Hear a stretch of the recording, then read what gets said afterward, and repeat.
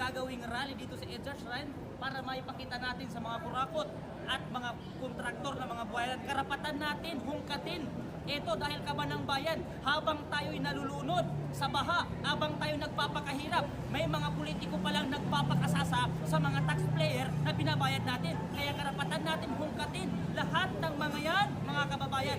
Ngayon, saan na ang pinakamagaling na pulis nating si Torre? Ikaw, Torre, ikaw ang pinakamagaling na pulis dito sa ating bansa. Huliin mo lahat ng mga kontraktor at anak ng mga kontraktor na mga magnanakaw at politiko na yan.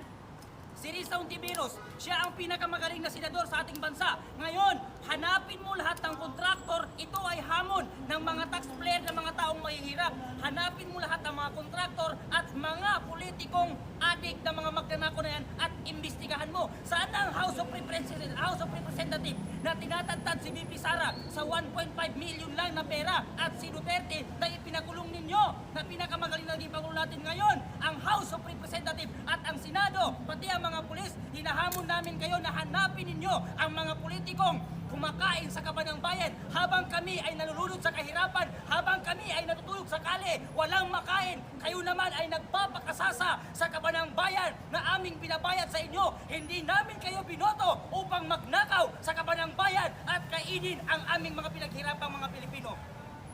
Kaya tinatawagan ko ang lahat ng kababayan kong Pilipino na sumama dito sa EDSA Shrine mamayang 5:30 at ipakita natin sa mga politiko na hindi tayo natakot sa kanila. Tayo ang nagbaupo sa kanila sa mga posisyon nila. Tayo rin ang magpapababa sa kanila sa mga posisyon nila dahil sa ginagawa nilang pagdanakaw sa ating mga pera dito sa kaban ng bayan. Saan na napunta ang flood control? Noong humihingi si VP Sara ng budget sa gobyerno ng Pilipinas, tinutuliksa at iniimbestigahan habang ang ating mahal na Pangulo na si Duterte ay ipinakulong nila nang hindi man lang sila dumaan sa due process. Ngayon, sasabihin ng tagapagsalita ng Malacanang na si Claire Castro na dumadaan sa due process ang pag-imbestiga. Imbestigahan nyo muna ang inyong mga sarili bago si VP Sara at ang taong bayan. Imbestigahan nyo muna ang mga sarili nyo dahil alam namin na mga Pilipino na magkakasabot kayo sa pagkain nyo sa flood control ng ating bansa na yan. Ang mga tao na mga diskaya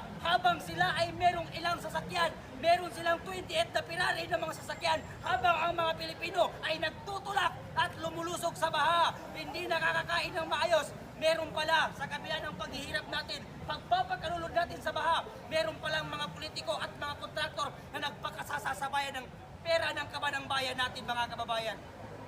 Kaya ngayon po, andito kami sa EDSA Shrine upang ipakita sa mga tao na yan, sila Jela Alonte na hindi na nahiya sa pagpiplex ng mga yaman nila. Mahiya naman kayong mga anak kayo ng kontraktor, mga anak ng congressman, hindi kayo nahihiya na piniplex nyo sa social media ang inyong mga kayamanan na galing sa nakaw? Hindi ba kayo nahihiya habang kayo ay kumakain na nagkakahalaga ng 759,000 na pera habang ang mga Pilipino ay nagugutom?